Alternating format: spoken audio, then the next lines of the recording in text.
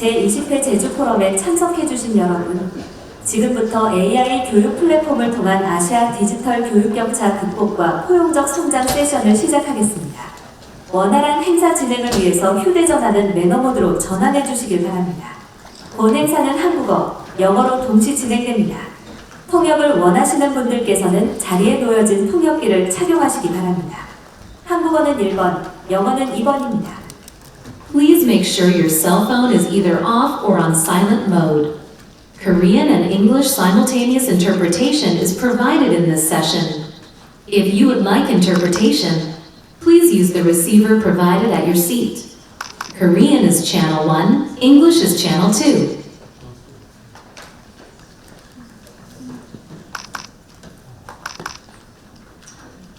Good afternoon, everyone. Thank you for joining us at this special session of the Jeju Forum. The title of our session is Bridging the Digital Education Divide in Asia through an AI Educational Platform, a Path Toward Inclusive Growth. Today, as digital technology grows faster, many developing countries in Asia are falling behind in digital skills and access. So this session will look at how we can work together using AI-based digital platform to help cross that gap and support equal growth. My name is Songjin Kim. I'm moderator for today's session. To begin, we are honored to have a keynote speaker who will provide us with valuable insight and frames today's discussion. Please join me in welcoming our keynote speaker, Professor Hae-jin Cho from Jejuhanla University. She is also Department Chair of Artificial Intelligence. Welcome, Professor Cho. Let us start your presentation first. Thank you.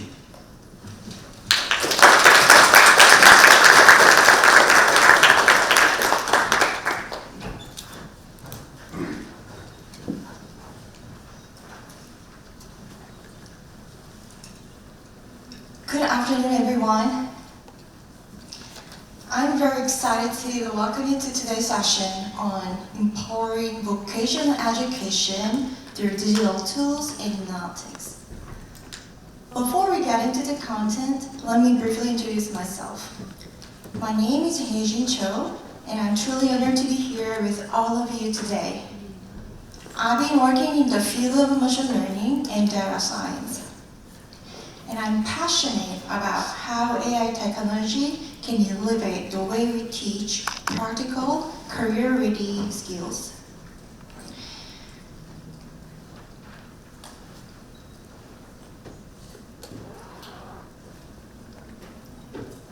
I don't know how to switch the slide.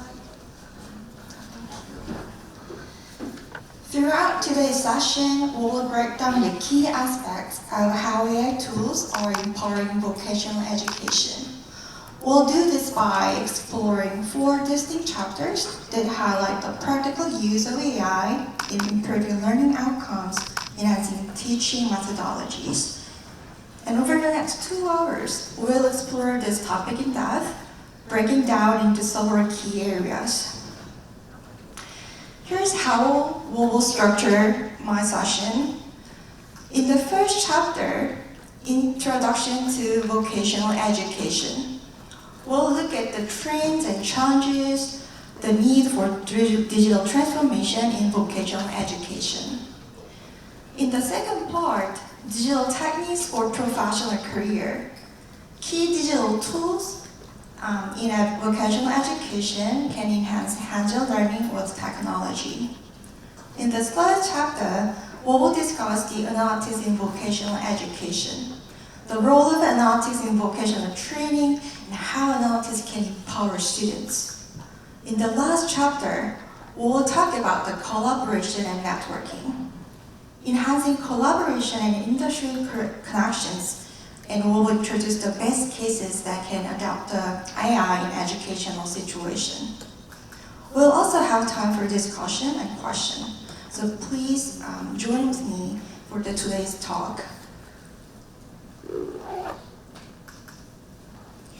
Let's begin by the first chapter, Introduction to Vocational Education. Globally, the demand for skilled workers is increasing at an unprecedented rate. According to recent estimates, nearly 70% of jobs worldwide require some level of vocational skills. However, millions of positions remain unfilled due to a shortage of qualified workers. In many developing and developed countries alike, industries such as manufacturing, healthcare, and IT systems urgently need trained personnel to sustain growth and innovation. 77% of employers difficult in finding skilled candidates because they need to be trained more by the report of Manpower Group.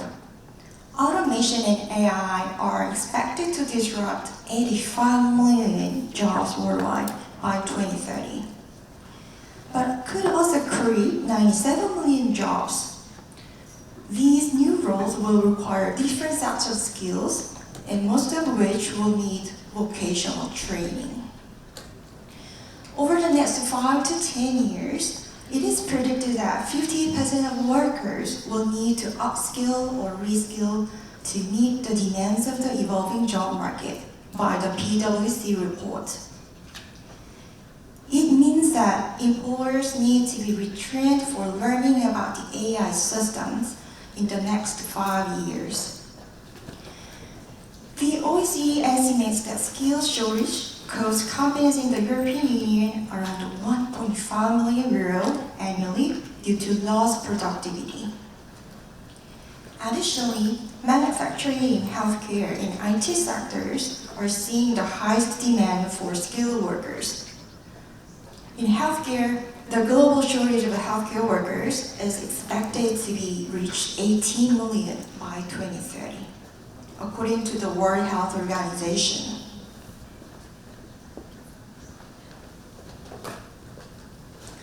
Technology is playing a transformative role in vocational education.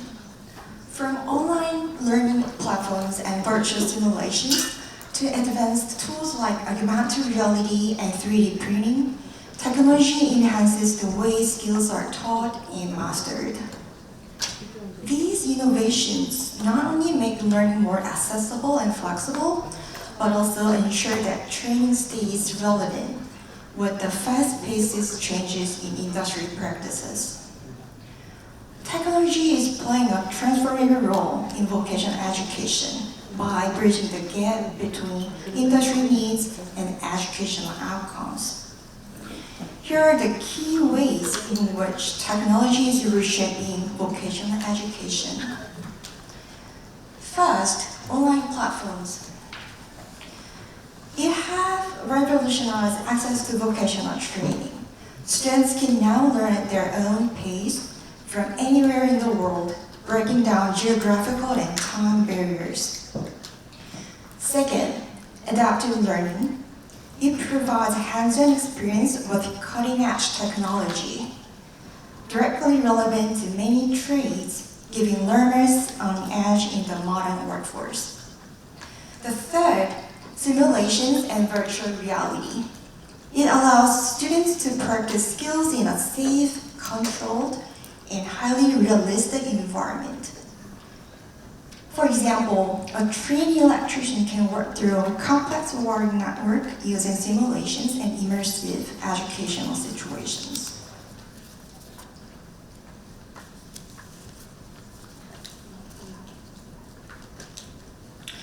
Now, let's move on to the second chapter, which is about digital technology for professional career.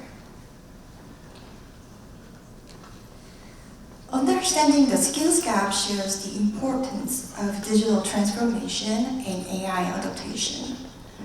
The skills gap is a global phenomenon affecting industries and regions in varying degrees.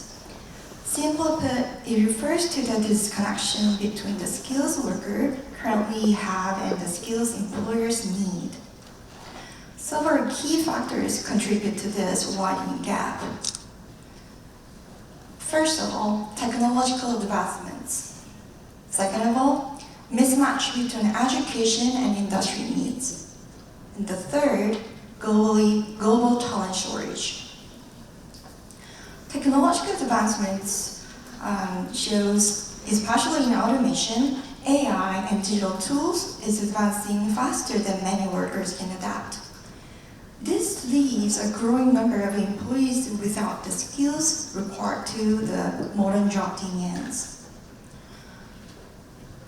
In the second point, traditional education systems often emphasize theory over practical skills.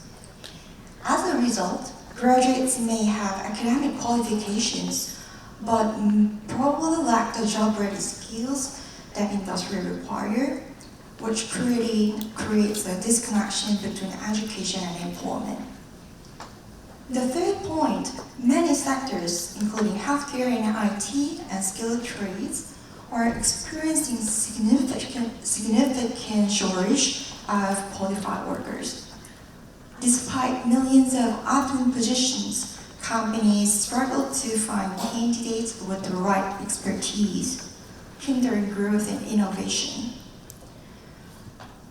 In handling these challenges, AI and digital tools are powerful allies in bridging the skills gap that many industries face today.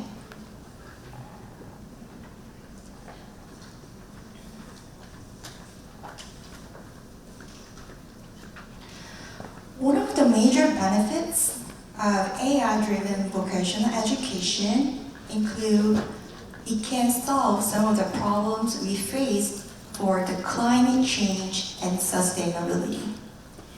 AI helps students develop skills in renewable energy, smart resource management, and environmental monitoring. This empowers the workforce to create innovative solutions that reduce carbon footprints and produce sustainable practices. In healthcare, AI techniques in training enable the development of advanced diagnostic, personalized treatments, and efficient patient care systems.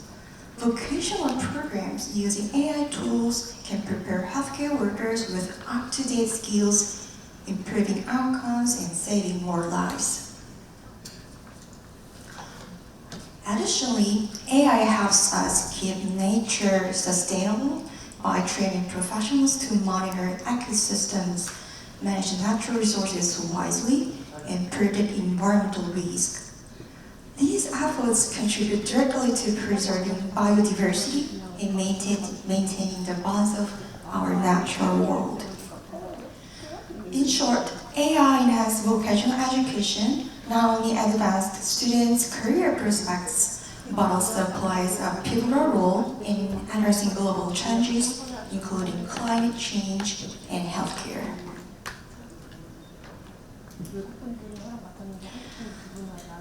The job market is evolving faster than ever, with changing demand driven by new technologies. Workers must constantly update their skills to stay relevant. AI and digital tools play an important role in bridging the skills gap. Globally, we are seeing a major trend toward online learning and digitalization. In a world that's constantly changing, digital tools are no longer optional. They are essential for closing the skills gap and preparing a world wide ready for the future. Now, let's begin with chapter 3, which is analytics in vocational education. Learning analytics is the process of collecting, analyzing, and interpreting data about students' interactions, progress, and behaviors as they engage with education contents. But this isn't just about numbers, it's about understanding how students learn, where they struggle, and how we can support them more effectively. Learning analytics offer valuable insight that help education educators make informed decisions and optimize the learning experience for every student. In vocational education, this becomes especially powerful. Learning analytics can track how students interact with course materials, monitor their performance in assessments, and even predict their readiness for real-world job markets. Let's explore some key benefits of learning analytics and AI. First, improve student engagement by analyzing data. By analyzing how students interact with digital content, we can identify what works and what doesn't. For example, if a module consistently shows low engagement, it's a signal to revise the course materials to make it more interactive for the students. Second, adaptive learning paths. Learning analytics enables personalized education. Based on individual performance data, educators can tailor learning path for each student.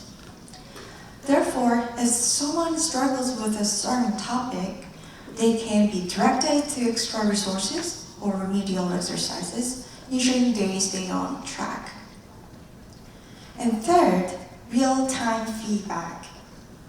With real-time tracking, instructors can monitor student progress as it happens. This allows for timely feedback on assignments or hands-on exercises, helping students make corrections early and avoid falling behind.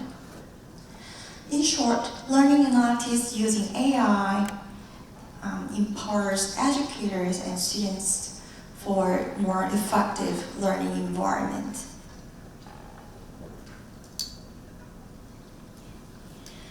Let's take a closer look at how predictive analytics can directly support students and reduce dropout rates in vocational education. By using real-time data and predictive modeling, institutions can move from reacting to problems to preventing them entirely. Here's how. Firstly, early intervention. Secondly, personalized support.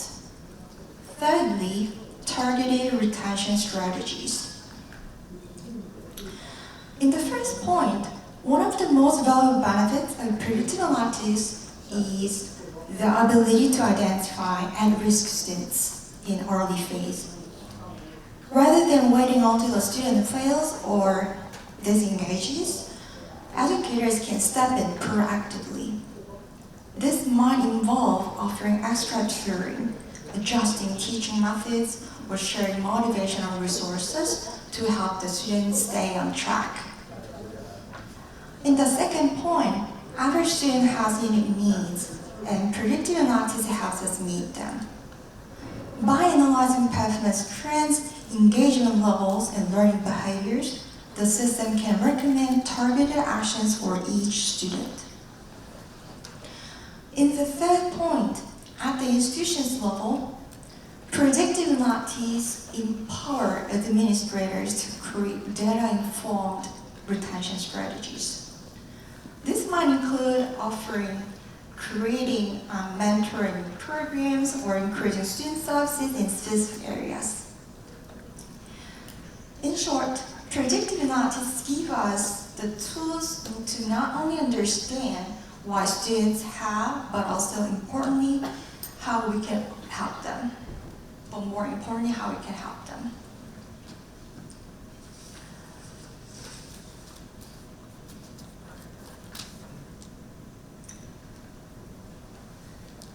Okay, so we are in the fourth chapter, which is about collaboration and industry engagement with networking. In today's digital learning environment, collaboration and networking are more important than ever before. In vocational education, fostering collaboration among students, educators, and industry professionals is essential for preparing students for the real-world challenges that will face in the workforce. The integration of digital tools has significantly improved how these connections are made and maintained. By using online course materials, industry partnerships, and job placement platforms, vocational education can better align itself with industry needs and offer students a clearer path to the employment. Okay, so we are talking about the online conferences and discussion.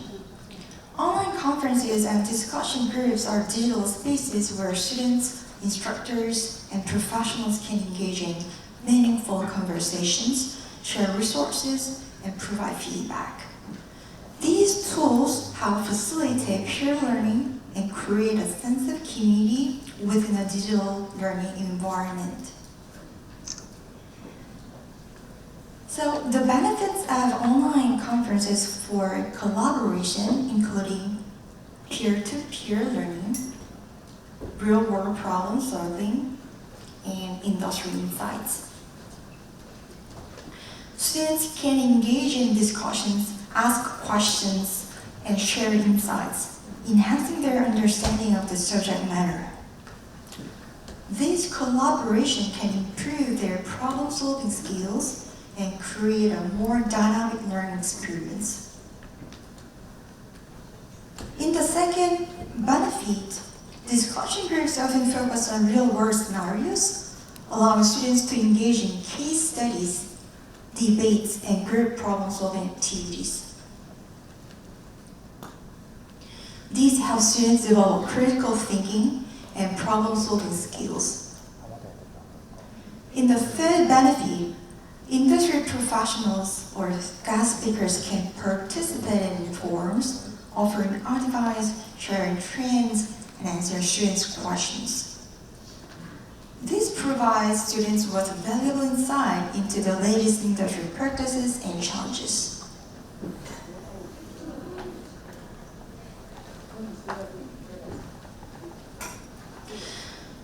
Okay, let's talk about the industry partnerships and collaboration tools. Establishing strong industry partnerships is essential for ensuring that vocational education programs remain relevant and important for students. Collaboration tools facilitate smooth communication and foster ongoing relationships between educational institutions and industry professionals. The collaboration tools for industry engagement including I brought the 4 examples. First, video conferencing platforms. Second, project management tools. The third, LLM and LLM solutions, which stand for the large language models or large multimodal models. And the fourth example includes the healthcare and climate change. So, Jeju한라대 University, where I served for, work with Southbooks, which is one of the large language model solution company we are working with.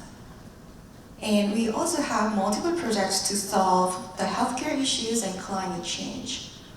So it shows a good example of industry partnership and collaboration tools using AI. Let's take a look at some of the most exciting examples and applications of digital technology in education, particularly the use of the metaverse and digital art museum. And the first example includes the metaverse in vocational training. So the Jeju한라대 University, so we have the AI department and multiple professors work together to develop an AI assistant professor. So this is exactly what the metaverse offers. In vocational education, the metaverse is being used to simulate complex job environments and to practice high-risk tasks and collaborate in real time. So this program can support students to learn more actively with the course materials and more advanced immersive situation. In the second case, the Digital Art Museum is one of the good examples of the AI and digitalization. So, Digital Art Museum offers the very creative and beautiful masterpiece of Jeju University's resources. So we engage with interactive exhibitions and curate their own virtual galleries. So this can help students study brush strokes on high resolution painting with more interactive and immersive situations. So we can simulate the audiences and the galleries with more exciting experiences.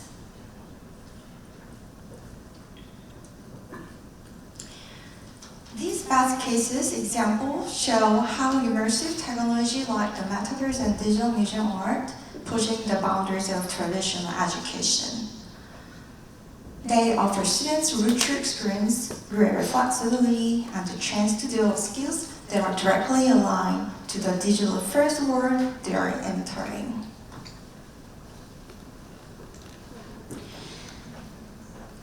So let me brief the talk, actually. So we come to the end of today's session. Thank you for listening to my talk. So in short, I encourage you to think about how these tools can be applied in your own domain, and we can collectively harness our potential to transform the educational and vocational education together. Thank you so much. Thank you, Professor Joe, for the inspiring and thought in your presentation. Next, we'll move into our main session, where we hear from three distinguished speakers. Each speaker present 20 minutes presentation, followed by Q&A and discussion. Let me briefly introduce our panelists. First speaker is Yoon Suk-ko, Vice President, National Information Society Agency, South Korea, who will speak about AI education cooperation model in Asia for inclusive digital growth. Next, Song Heng-ai, Regional Center for Technical Education Development Director, Southeast Asian Ministers of Education Organization, Cambodia, presenting on Bridge, the digital education dividing Asia through an AI educational platform, a path toward inclusive growth. And finally, Alicia Abdulayefu, Vice President for Digitalization and Information Technology, Ta슈켄트 International University. Uzbekistan, with a focus on digital transformation and artificial intelligence in higher education system of Uzbekistan. So let me begin with our first speaker, Vice President Yoon Suk-ko.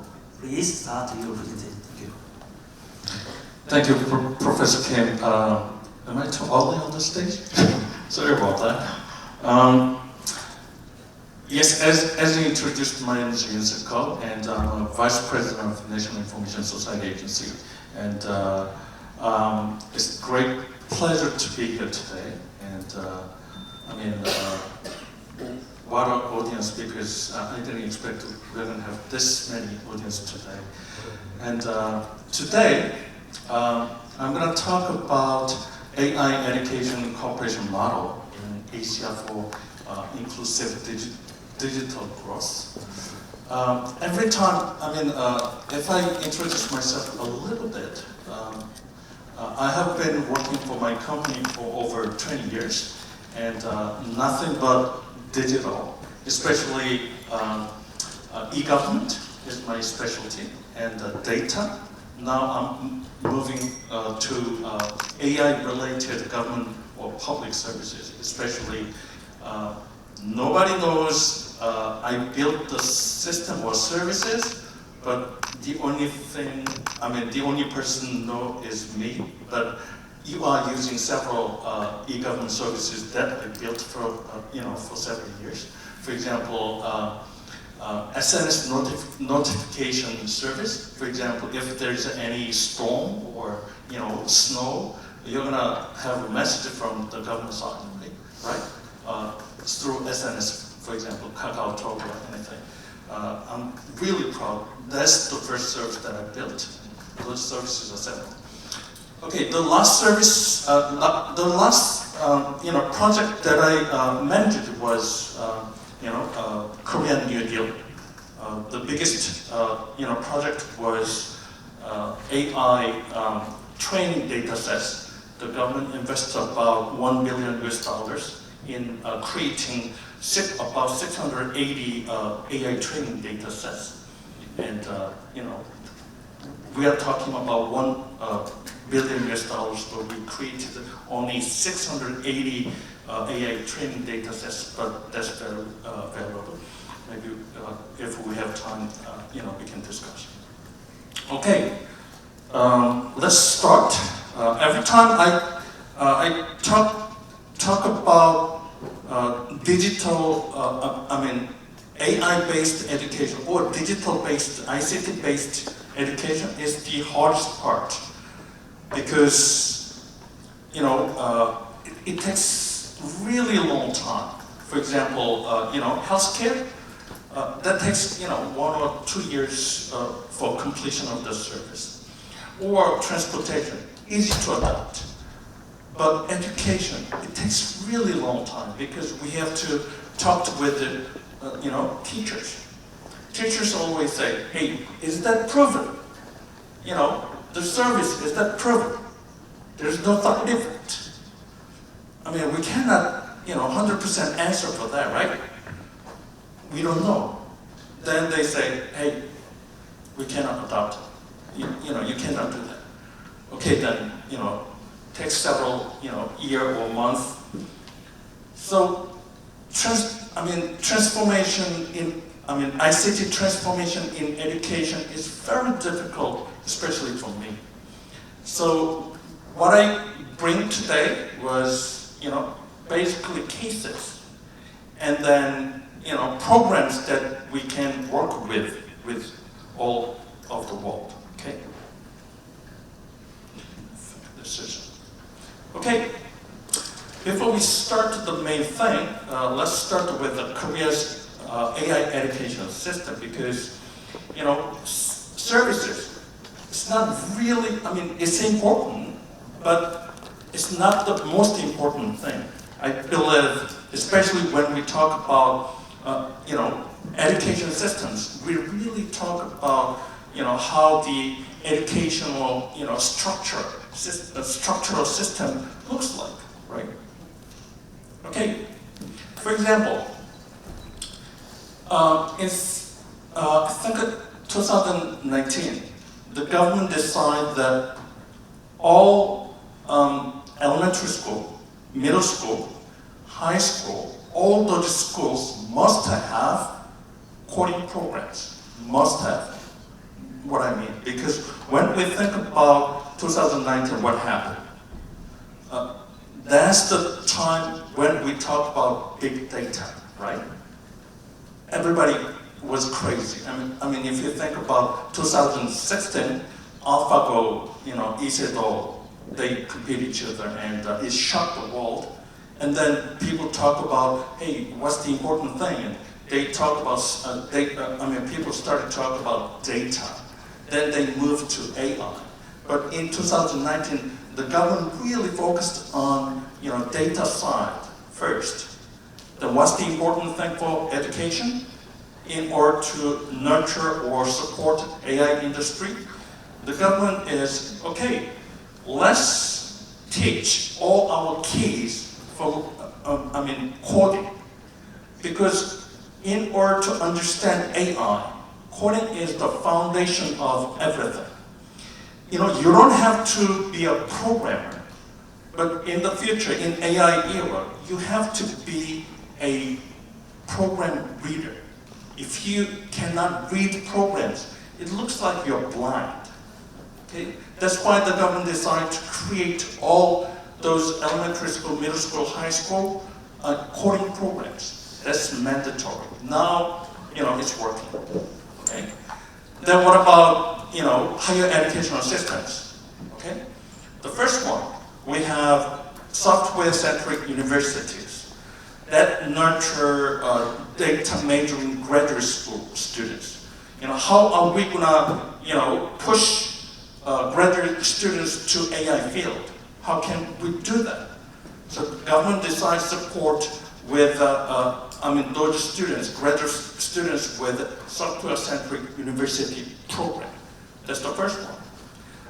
Then a little bit higher, for example, master and doctoral degrees. How am I going to support those students and leading to AI field? We have ITRC program, another program, which is Information Technology Research Center program. Basically, those programs, really support, master and doctoral students who really wants to study AI. Okay. Then third one, Big Data Academy. What about I'm an employee, in my company. But hey, one day I decide, hey, I want to study AI. What should I do then? Okay, somebody has to support those employees if they want to search for AI career. So the government decided to create Big Data Academy. If you're an employee in a company, you can apply for any AI education programs, then ask government for funding. For example, Big Data Academy is one of the big fundings like that. Okay, those are kind of triangular supporting system for AI educational system in Korea. Okay, second thing. Let's see Korea's educational platform. Okay, now we are moving to systems field. Okay, this is the biggest public educational platform in Korea. It's run by EBS, I think Educational Broadcasting Station in Korea. About, I think 550,000 students every day visit this site, and they are looking for, programs and studies, okay? We are talking about 500,000 students every day. And when we had COVID-19 situation, we had about 1 million students every day. And it's still working. Because at the time we had, of course, hard time, but the government was able to find the way to manage the system. Okay? Now this is very stable. And this is not the best courses you can find in Korea, not the best courses, but this is kind of courses that every student can access. Right? That's a pretty good one. And one of the things is we call, if you go to those, this EBS site, there's a service called EBS AI Danchu. I'm really proud that I really developed this service, and I designed it and I developed it. And what it basically does is Professor Cho really mentioned about data. How are you going to collect data? When people talking about AI, they are always talking about services. But everybody can develop services nowadays because, hey, let's go to ChatGPT and ask for coding for any services. You can do it. But what about, data? You cannot find real good data for your service. So, for example, if you go to this site, what it does is all the students who, solve the problems in this site, we collect those data and analyze person by person. And then if those students log into the service again, then we provide analyzed services. For example, hey, this student was good in English chapter 1, but bad in English chapter 2. So this service is going to provide more, problems for chapter 2. That's kind of personalized services, right? It's not just service for everyone. but it's the service for just for one student. So we call personalized service, right? So EBS AI DAY2 is really designed for personalized service, okay? And the next one is, in Korea we have about 22 cyber universities. They have really long history, about 30 years of long history. They developed their own, educational platform. They create content, they upload the content, they download the content, they use the content, they share the content, right? And some of the cyber universities, they have very good, tools also. They can interact tools so that, professors work with the students, students work with the students, okay? So this is one of the examples. Okay, another one is when we look at AI platform or AI, teaching. If you approach from Ministry of Education, they always think in the same way, right? So we have to look at this AI things in different perspective. So Ministry of Science and ICT, they create Innovation Academy, we call. Innovation Academy is like, some of you may hear Minerva University, maybe, right? Minerva University is like, they have, campuses all over the world. In Seoul, they have one, campus. They have London campus, several campuses in the United States. And what students can do is, you choose one campus that you want to study there for semester. Then you can move to another campus for other semesters.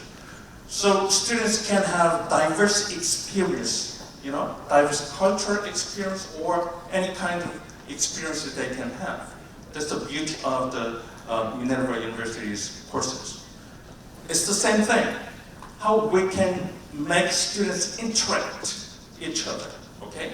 Interaction is one of the most powerful tools for human beings, right? We are not machines or AI, right? So how can we make those students interacting each other, right? So we create Innovation Academy. It's not certified courses. It's just extra courses. You can apply for it. And what you can do is, you don't have to go to this academy every day, but you can, make a group with the students, and then you can open a project and invite students, and you can do whatever you want, but you have to make a program, okay? That's called Innovation Academy, we call it, okay? Okay, here's what I brought for collaboration model. Okay, experience. For example, let's compare the amount ODA the Korean government has, or the amount of ODA the United States government has. We can compare each other if we compare the size. But the difference the Korean government makes is we share, not just money, but with experiences. Okay, everybody can support financially, but that doesn't mean anything, because you really have to provide your experiences so that they can skip those, failures or difficulties, right? So experience make difference or successful. Okay, the other one is, Professor Cho mentioned peer-to-peer learning. So, my department, sends a lot of IT volunteer, students or, people to around the world. So if you want to join, or if you would like to, host several Korea's IT volunteers, that would be welcome. And okay. the other one is AI and digital learning collaboration, through Korea's educational platform sharing.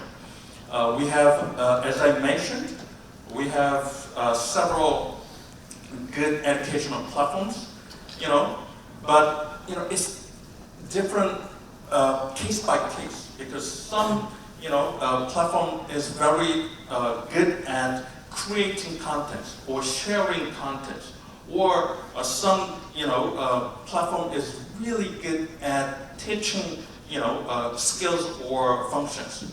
So when if you would like to share or collaborate, we can talk about what kind of platforms you're interested in, and we can share our experiences together. And the other one is, I think that this is quite well known nowadays, because several countries now have information access center, we call. Now we changed this information access center model a little bit. So we inserted about AI model in there. So we provide basic good facilities. You can have video conferencing or any kind of computer lab. And now you can have AI lab, which we provide AI servers and GPUs, and then you can test or run your model, or you can develop, or you can train your models. Okay. All right, that's all I have, and let's discuss it later. Thank you very much.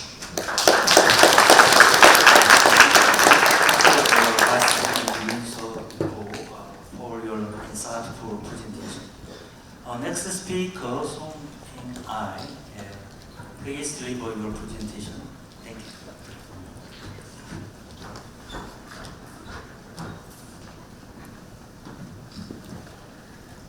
안녕하세요. Very good afternoon, ladies and gentlemen. Nowadays, artificial intelligence become more important, especially my name, AI. Actually, AI is not me, just my name, become more important during this year. As mentioned by Professor Cho and Mr. Jun Soko, AI is very important. But the problem is how we can link the AI to support education system. All education technology cannot be appropriate for all educational staff, especially support the local need of the school or the country following the economic status of each country. My topic, I have 5 or 4 items to share with you, starting from the framework, the Asian perspective, because I am from the regional center. And actually it's located in Cambodia, but not for Cambodia, for the Asian country. The second one, we know about the status or implementation condition of each of the Asia, including Asian, and propose innovative model. Finally, what we can do in the future for AI education framework. If we focus on digital device, because device, and even deployment, adoption, and use of digital technology, in terms of high income, upper middle, lower, and low income, in terms of youth and adult education, in terms of gender between men and women, or in terms of the rural and urban gap. How we can fill the gap together, as we mentioned in our theme, that Jeju Forum for Peace and Prosperity or Development Together. You see, starting from the framework that we have today, for example, we set the vision that ASEAN Digital Integration Framework, digital education policy increased rapidly from 1990. For example, in high-income country, increased 13 times. in upper middle income country increased 9 times, and in lower and low middle income country increased 5 times for IT policy. How we can link the existing policy and action plan into reality of school and teacher? And we see another perspective of school connectivity. For school connectivity, for example, we have 87% of the country, they have policy in place to improve school connectivity. I mean, they set the target or policy in order to push up the AI education. In particular example like China, they envision the world primary AI innovation center by 2030. And for ASEAN, they envision to be the global AI leader by 2045. It is the target of the vision. Another perspective that we have 72% of education system. They are integrated technology or AI into teacher training program. It is the existing vision that we want to work together.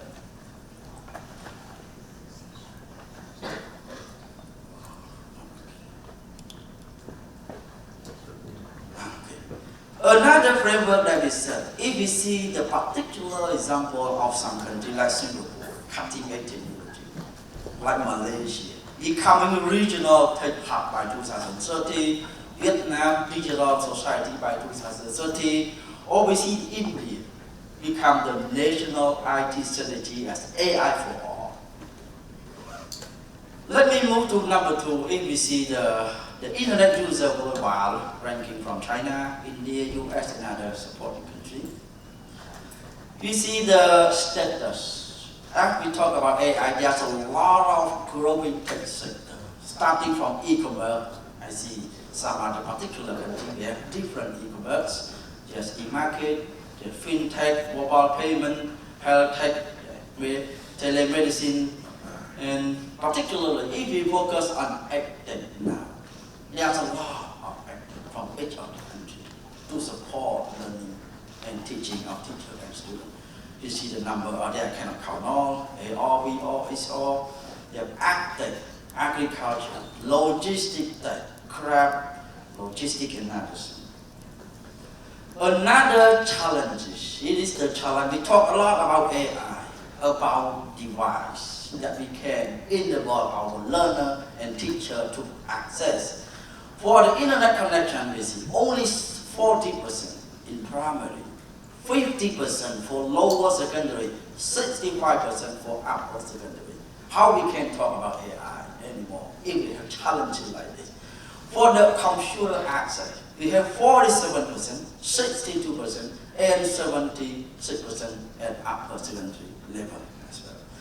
And if we see the perspective of teacher, as mentioned by Mr. Yun Sok Ko, teachers plays important role as a key candidate to bring between AI platform to teaching practice to students.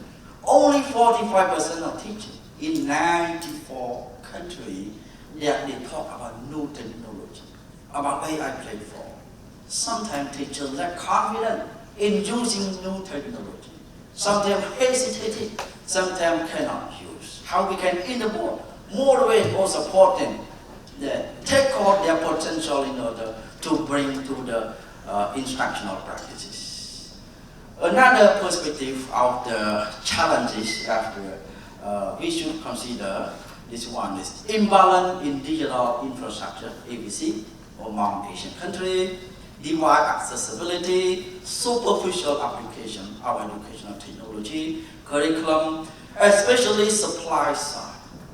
ABC supply side, only 5% of vocational institutions in Asian countries that integrated AI platform, AI education into existing curriculum. How we can see the supply side? If we see another perspective of demand side, 75% of employers complain that our country is very poor in terms of digital skill. How we can match it between supply and demand side. As a regional center, if we see the challenges like that, as a regional center for ASEAN, what we can do? Now, not now, since 2021, We formulate senior vocational technical high school, college or network that we work for technical vocational high school in the Asian region. Now we have 89 school members, all Asian countries, including Timor-Leste, that they can bring resources, share resources, working together in terms of cultivating skill for ASEAN and for the future. We formulated China-ASEAN Technical Education Cooperation Platform we call CATEC. We have 41 Chinese schools sharing over 300 online courses for over 200,000 participants until now. And we would like to thank you, Dr. Kim, as the president of Jejuhanlade학교 University, that in March we co-organize capacity building program or workshop on AI. That we can benchmark the AI system from Korea to Asian countries. That's what we can learn and work together. In 2024, we co-host 19 webinars, online program for over 2,000 participants. Until now, in May 2025, we co-host 10 online programs for nearly 200 or 2,000 participants. Online program is one of the options that we can reach out, even though we have challenges in digital infrastructure, connectivity, internet, or computer and other tablet. But we can work gradually with acting or supporting government and organization. We see another status. What the current implementation status of some particular countries, starting like from Singapore, from China, everyone knows this. From South Korea, as you see, digital infrastructure, tech, digital textbook, Malaysia, India, Thailand, Philippines, Indonesia, Vietnam, and Cambodia. It is the existing initiative to support AI and digital education. If we see the Korean perspective that raised by Mr. Ko, that Korea is leveraging AI to enhance educational quality, creating a new classroom dynamic that is both teacher-led and AI in the world. As we see, following the recommendation from Ministry of Education, Korea, that in 2026, Korea will train all teachers in effective use of digital technology. Because as we mentioned that, teacher is the forefront for AI implementation. As we see some other thing that between innovation and regulation or policy. Sometimes innovation outpaces regulation. Sometimes strict regulation stifles innovation. How we can balance between these things together? Because technology change every 3 years in average, running and work and grow very fast. So if technology change, what we can do? Especially we should provide capacity building program for teachers, because teachers are real implementer for new system, for new policy introducing. For example, in Japan, in Korea, in Singapore, they provide capacity building program to teachers enhance their digital pedagogical competency. That's the system of Singapore. We have Skill Future for Educator program launching there, provide training regularly to keep up with new cutting-edge technology. Another perspective that we talk about, AI in education. Sometimes AI, but we talk about the right to education. How educator, student and teacher access, if they are too rural to be accessed. Another thing that right to non-discrimination. They are far away, but non-discrimination, we should include them, not exclude them. If we see this perspective, you see the word used not in employment, education, or training, because net increase between 2019 and 20 in some of Asian countries. The global net increasing, high income to low, middle income or low income, 27.6%. It's high. How we can work and support, embrace them in terms of inclusivity. This is for your kind consideration. Because if we let them behind, because of some particular circumstances, we might lose productivity, social inclusion, poverty, or political instability in the society. Another thing, according to the World Economic Forum 2025, you see the higher ranking is IT. IT increasing, IT skill increasing, digital skill. Before, pharmaceutical sector is the most popular for investing between industry and university, but now we move to IT. Everything move to IT to support AI education. Another thing you see, the benefit of EdTech. There's a lot of benefit for EdTech, particularly personalized and adaptive learning, creating intelligent learning environment. Another perspective that we see, for example, benchmarking from China. For example, China is one of the big countries and the big population. The government provides high quality lesson recording to 100 million rural students. They can reduce or they can increase the learning outcome 32% and reduce the rural urban gap by 38%. This is one of the potential that we can see. And we propose triple model of educational cooperation between school, industry, and government. As part of the sharing forum that work together.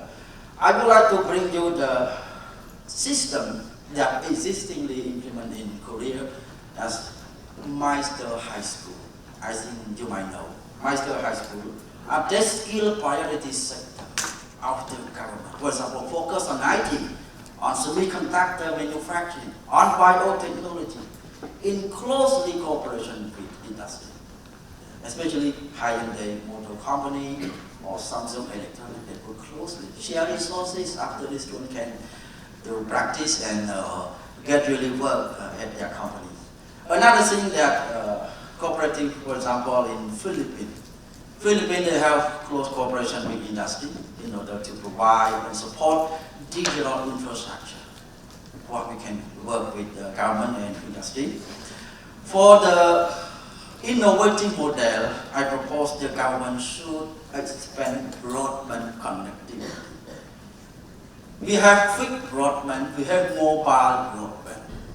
Mobile broadband now increasingly popular because we have iPhone, we have tablet, we have smartwatch, easily and effective uses. So mobile broadband could be considered for investment from the government or work together between government and private sector in order for investment. Number two, electricity access. Difficult to access, but the solar power, solar system from the sun can be considered because difficult to equip with the electrical cable. And number three, affordable device. EVC device, very expensive for some of the low-income countries. But the government can subsidize some particular one, not from the larger one. They use device. Use device, not new one, can borrow it from school and school and establish device lending program from school to school nearby each other. If we see another perspective from the Global Economic Forum 2025, yes, the technology still be the high-ranking need skill for the employer, employee, for your consideration. Another thing that we see the future-oriented education framework. What we should do in the future. The first one, we should formulate micro-credential.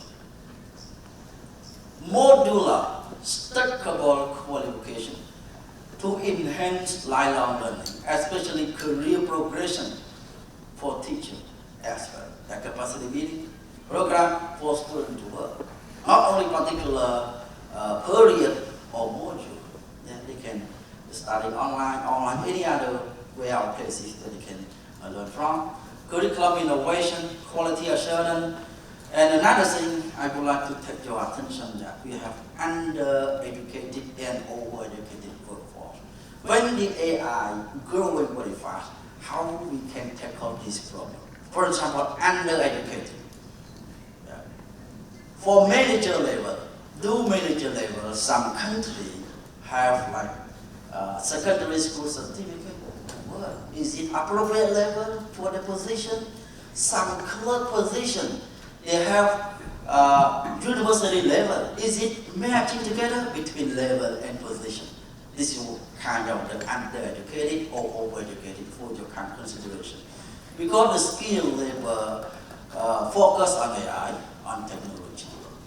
So technology pull skill in the future.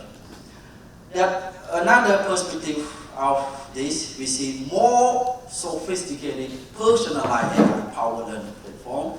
If we see the world's 7 biggest spender on R&D, 7, among them one, Samsung, invest so much money in R&D for that. Samsung, Alphabet, Amazon, Google, Apple, Meta, Microsoft, and others can invest much on that. Yeah. Learning responsive, inclusive, capable. AI platform can analyze individual as a profile, understanding their strength, weakness, and learning pace. That's kind of personalized learning. Another thing we see, the one-size-fits-all method. One-size-fits-all, like in online, that we have the interactive platform there can be accessed, but there's no platform or no online, no digital infrastructure we can provide any support. We cannot talk about one-size-fits-all, just provide support in addition to the school, to the government. Yep, and another thing, we talk a lot about AI, IT, technology. But if we think about another skill, like interacting with AI, we got social, emotional skill. How we can provide this integrated. As an example, in Korea, as we see the social, emotional skill and creativity have been integrated as a cross-curricular theme in all subjects. In addition to cognitive skill, can be linked together because AI has no emotion. They can interact. How we can train our students gradually to work and interacting. Because sometimes because soft skills we cannot teach, but we can observe and learn gradually by themselves. Thank you for your attention. Thank you. For your insightful presentation. Final speaker is Vice President Abdullah.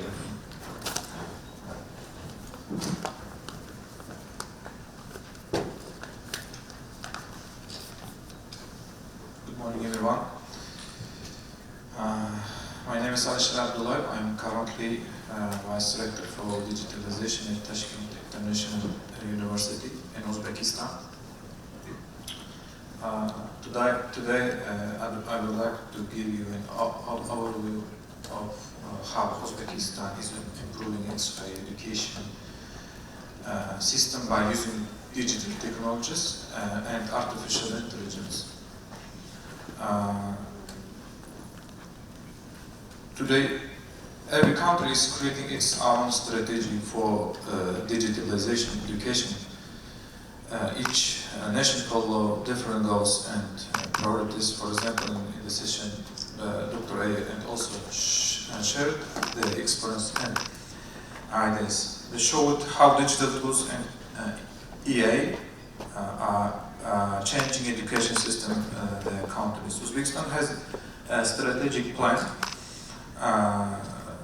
which places strong focus on the digitalization of public services and education there are several important goals. Example, make government services easier to use through online platforms, give universities the digital tools and internet systems, use AI to improve teaching and testing, train more than 1 million IT specialists, and build strong partnership with international universities and organizations. This national plan is helping our country make big improvements in the education sector. In the last few years, Uzbekistan has opened several IT parks to support digital development. These parks are places where teach companies, startups and education programs can grow and work together. Example, in 2023, our country earned $140 million by exporting IT services. Now there are more than 2,000 companies in the IT park system. This IT park also have training centers and boot camps. There is also a special university inside the park to help young people learn digital skills. Right now, more than 1.5 million students study at university in Uzbekistan. We also have about 45 teachers and academic staff working in our universities, more than 200 universities, you can see, foreign higher education institutions, and the non-government higher education and education system. We use national digital platform. We development HEMIS system, the Higher Education Management Information System. The system is centralized digital platform used by higher education institutions in Uzbekistan. It is designed to streamline and automate key administrative processes such as student registration, academic records management, faculty workload, and reporting to the Ministry of Higher Education. This system improves transparency, efficiency, and data-driven decision-making within university.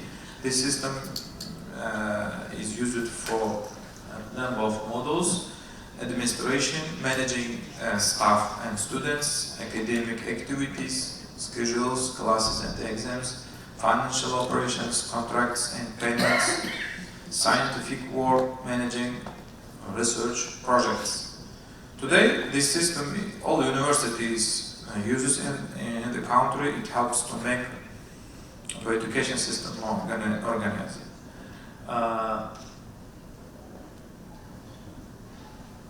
This system integrated the number of ministry integration of the information system. You can see. Next system, this is my.edu's education portal. Another important development is this portal, which brings together various educational services into one digital space. Using this portal, students can apply to universities, upload necessary documents, and sign enrollment contracts entry online. The system has simplified many processes and made education more accessible. Digital library system, unified electronic library system of higher education institution.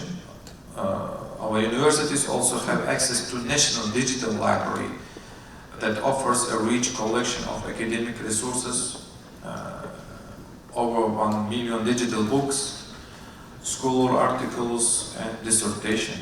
This library plays a key role in supporting both education and research activities across the country. Next project, this is digital diploma, digitization of diploma data. Another major achievement is the digitization of diploma records. We have now digitized over 1.5 million diplomas, including bachelor diploma and master diplomas, master degrees and bachelor degrees. These records are securely stored and can be verified by employers and government agencies online, which reduce fraud and administrative delays. This is stat.edu's, the statistical data platform on the higher secondary, specialized and vocational education system. This is open statistic system. This system that on the portal is generated in real time through integration with the HEMIS information system, in this case, analyzing data on students, teachers, graduates, contractors, attendants, and others. Universal student card opportunities. Nowadays, when we make like this student card, this card is make international local payment is bank card integrated, use of public services, make payments is transport card, and participation in loyalty programs.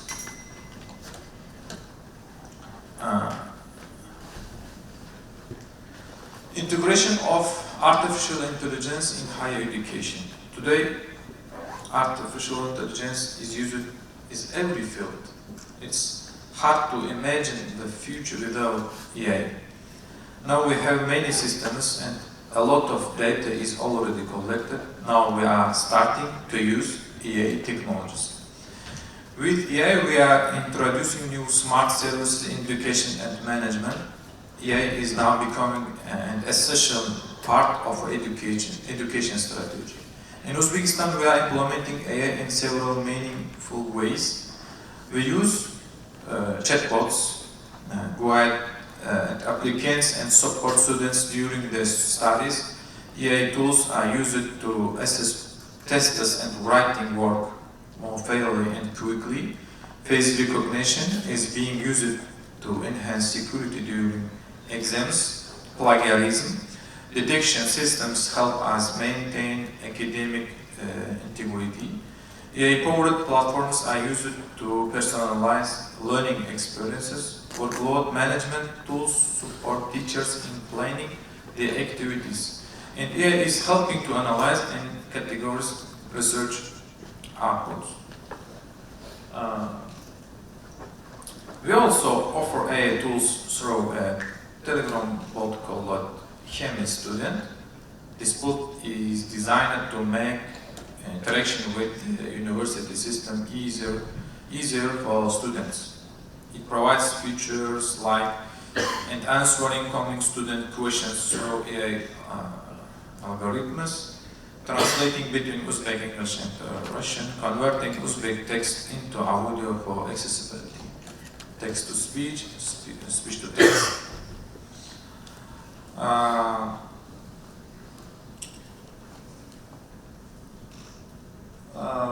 We believe that progress in digital education requires collaboration with the support of COEC, and in collaboration with Jeju University, we are now establishing an artificial intelligence center in Ta슈켄트 International University.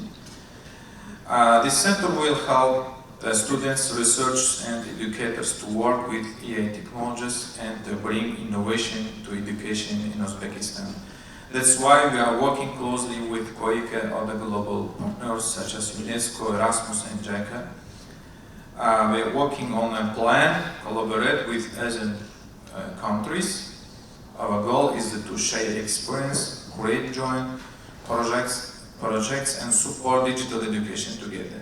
Now I'm planning to project with Mr. Koyun.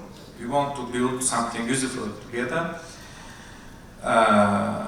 because I worked for 2 years head of Information Access Center and Taşkent University of Information Technology. That experience helps me now. Thank you very much for your attention. If you would like to connect, please feel free to contact me. Thank you so much.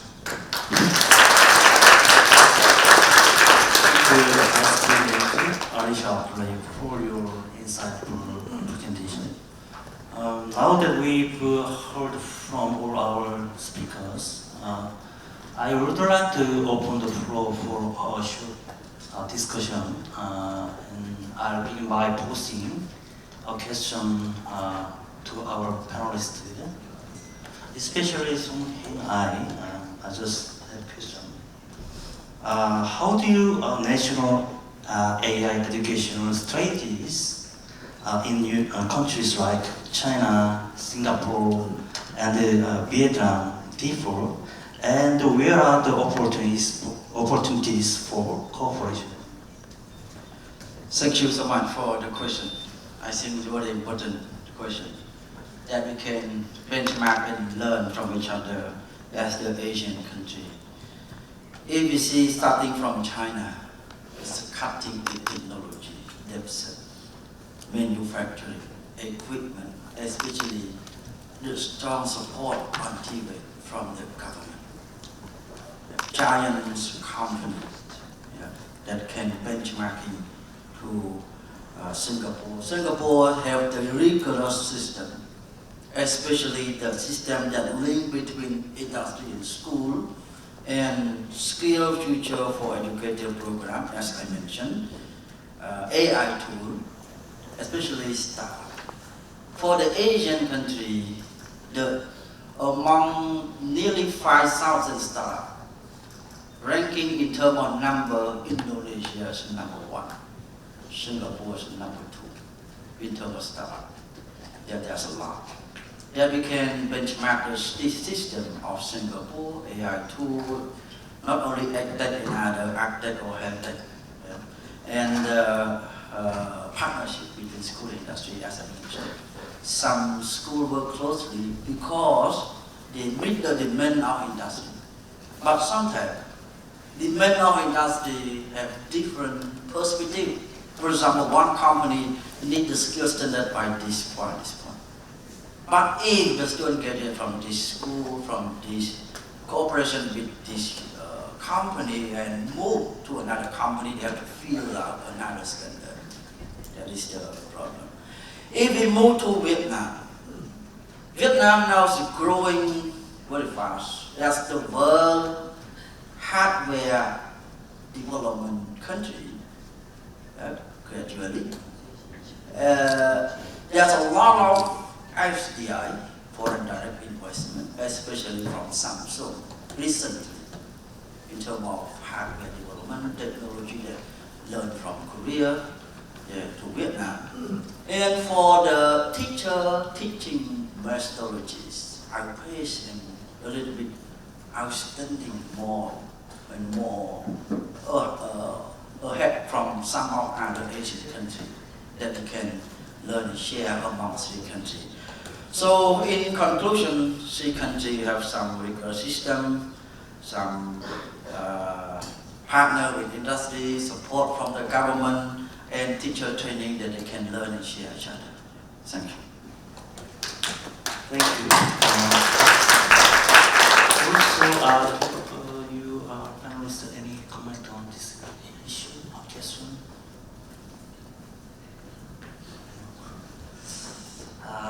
How about, can you give a comment for AI-based education platforms for all you panelists? Can you do some comment about AI-based platforms?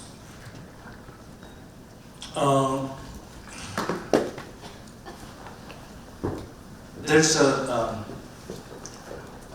ICT guru in the United States. He said that we didn't even enter the AI era. We are just knocking on the door. That's where we are right now.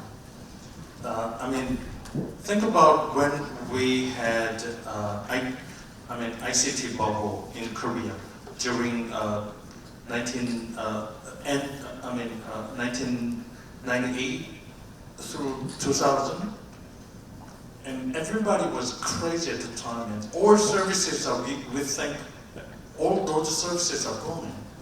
That's what we expected, but let's think, how many services do we have right now?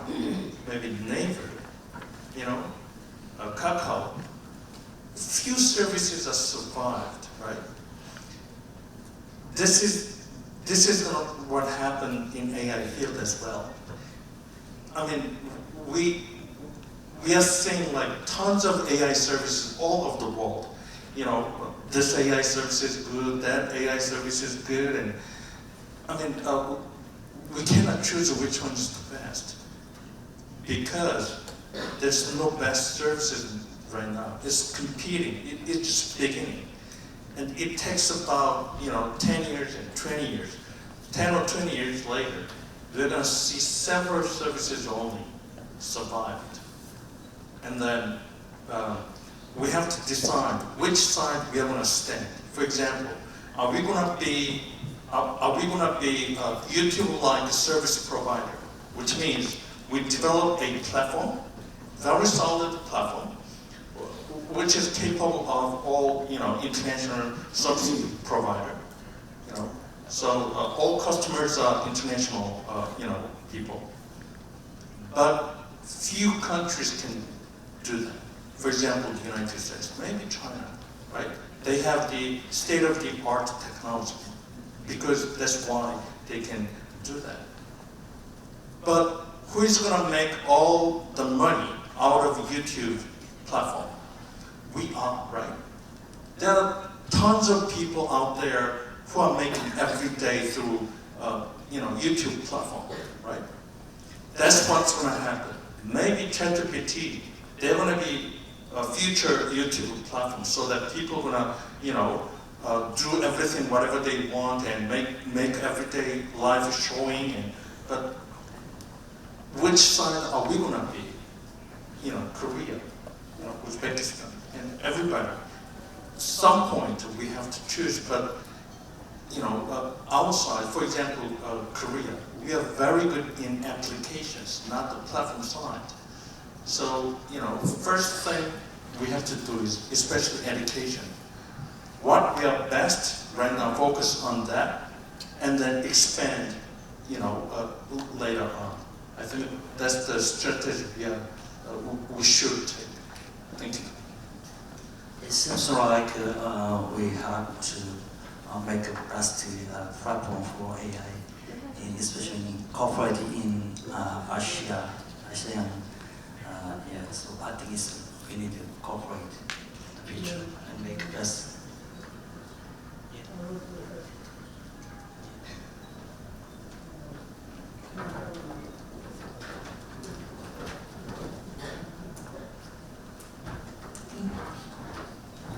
I'm Song Kim from Jejuhanla University, and thank you for your very interesting,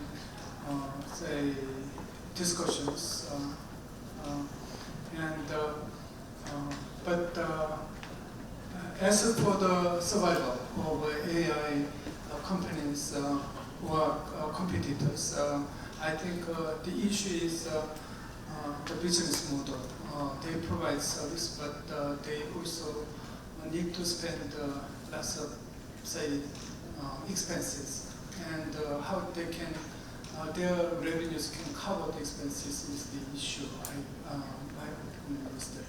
But as for the AI application, I found, Chinese case.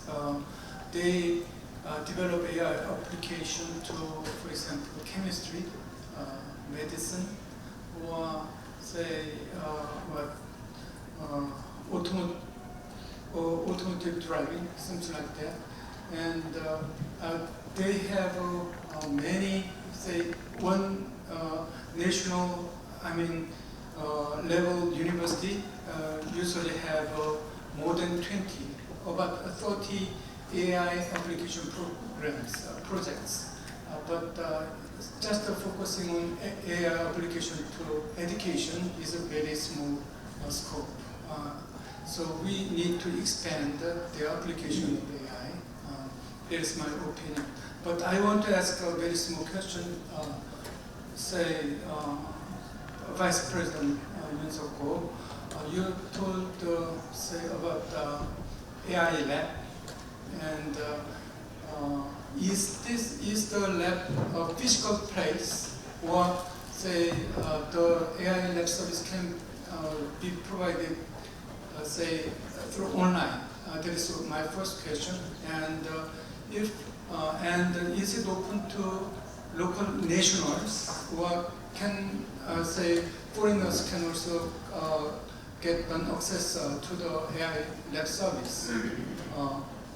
For example, even through Korean institutions or universities, for example. My question. Thank you very much. Okay. First of all, Information Access Center, that's Korea's ODA program.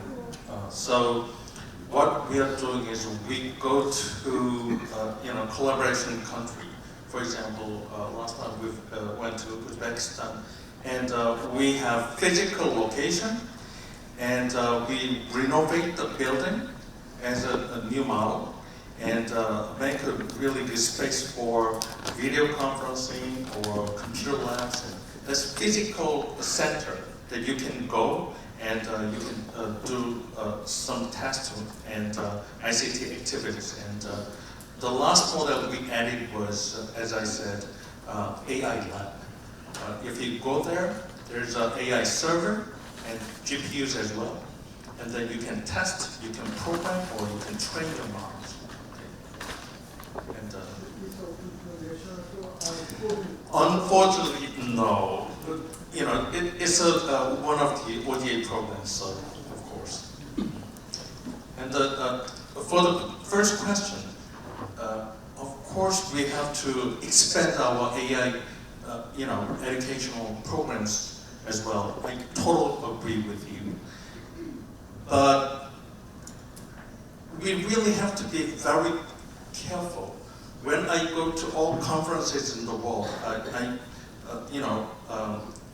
this Monday I went to Busan for World Bank conference, and the last time I visited ASEAN Forum, and I went to several places, and I insisted that please do not build AI systems first.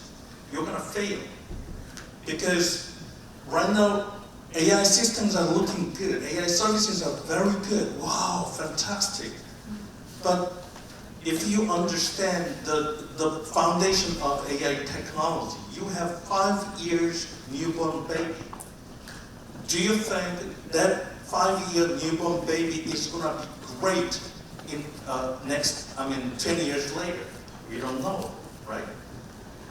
You know, you have a lot of money supported by government or supported by big tech companies. You have a lot of money. So you invested really big, gigantic system right now. That's why it works really well and looking good. But can you keep that, gigantic newborn baby? Because, AI systems are totally different from the system that we had, rule-based systems. Rule-based systems, if you build, finish, 100% working. That's like, doctoral degree system you have. But AI-based system, when you finish building the system, you have just newborn baby. That's the starting point. That's the point you have to invest your money, humongous, gigantic money into the system. And how are you going to keep that system? Not many people, or not many countries, or not many companies. That's the starting of the problem. So, when we have, how are you going to collaborate? How are you going to share, especially in the field of education? That's the most important part before we build AI-based systems. Any comment on this question?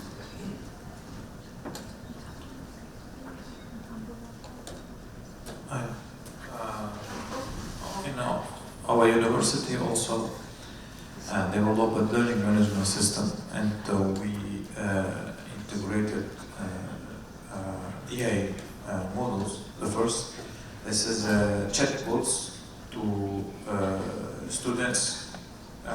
Second, face recognition proctoring system for distance learning. Have to done tests, have to done work more fairly and quickly. Thirdly, we integrated plagiarism detection system also help us maintain academic integrity.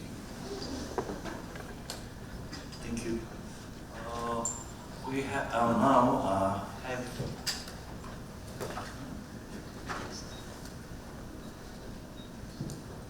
Okay, thank you for the comment. As Mr. Cole mentioned, AI investment. But if we see the socio-economic status of the country, some of Asian countries behind, maybe 2 or 3 years, other countries. Yeah. So AI used to support, as mentioned by Professor Cho already, because AI used to support and to be responsive to industry. How about other low-income countries catching behind on this one? This for your country situation.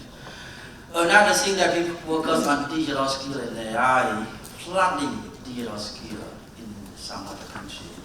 But if we see some other skill, as I mentioned, social, emotional skill can be considered. Socio-economic skill cannot learn, as I mentioned, and we can do the labor market skill saturation. Which skill to be saturated in other market, from country to country, because skill flooding, it can cause unemployment rate increasing. What we can recommend our university, our school to provide, what kind of skill, but to meet the industry need. Even though today's my name is AI increasing, but how we can dispatch other skill that fill out the industry need, not only just AI, but other particular skill too. Another thing, some of the problem that some participants or other around the world worry about the skill automation. Some skill increase, some skill will be obsolete. According to some study, you see from 2018 to 2022, introduction of industrial robot create job, 2 million jobs.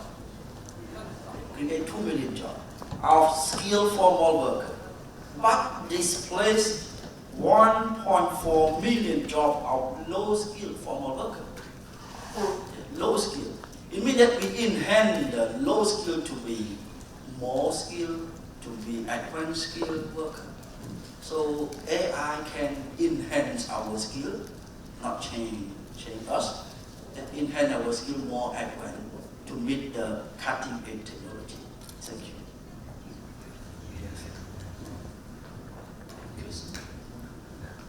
So if your audience have any question, please raise your hand.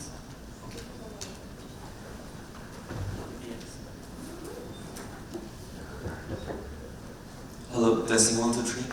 Alright, so my name is Lukman and I'm from Malaysia and I have only one question. Preferably being answered by any of the panel that is coming from developing countries, right?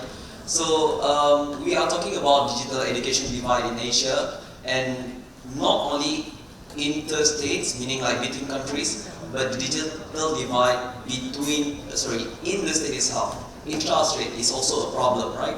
So the question that I have is, how do policymakers, the government, or even the corporate can form some type of public-private partnership in combating problems such as infrastructure problems or digital literacy problem in the marginalized group within the country to bridge this gap of digital education divide?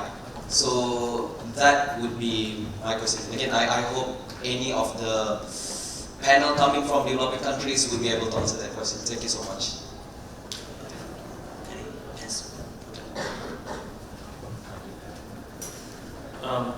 I think my answer has to be very brief, maybe 30 seconds, because they say, shut down please.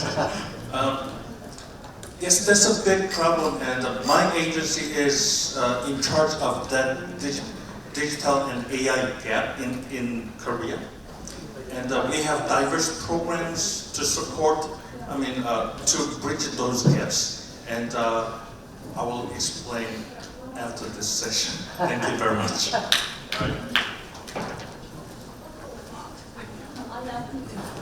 Okay, thank you for the question. Very, very important. Even though I'm from the low-income country, Cambodia, we encounter this set of challenges too. In terms of the urban and rural gap, the government played an active role as the policymaker, as the researcher, as I mentioned before. How we can talk about digital and AI if no internet, if no connectivity, no computer. You see, the first one government or policy maker can expand the broadband connectivity as a tool. How we can expand? Work cooperatively with industry. Let them know, especially the local industry that located nearby, the school can share resources. The reason why TVET school should be near each other, between industry and school, in order to share resources. In terms of equipment, for example, for TVET equipment and machinery cost very, very expensive. How can the government buy, purchase it? 1 or 2 or 3 years, the equipment obsolete. Cannot use anymore, but we can share or borrow each other for student visiting, for operating each other. So the government can create the policy, motivate as tax incentive, tax income or something like that, incentive, and provide the investment-friendly system for them. Any other particular incentive or like supporting for this. Another thing for electricity, as I told you, electricity cannot equip in the mountainous area or something like that. We can encourage them to use the wind power, solar system instead of electricity, even though stable or not stable. And affordability of device. Government can provide support, subsidy, even though some certain amount, or we can provide used device, not brand new one. Can borrow or divide lending program, as I mentioned, from school to school surrounding there. Because the school to school cannot be developed equally, shared. But the government have to be the coordinator, leader, in order to match them each other, as I mentioned, between school as a knowledge and technology repository, school as industry, as the practical part, real data, real world data sources, and government as the regulatory authority, matching together this holistic approach to go together. Thank you. Thank you. I say after the session, after 7 minutes. So, thank you to all our speakers and audience for taking part. Thank you again and enjoy the rest of the Jeju Forum. Thank you.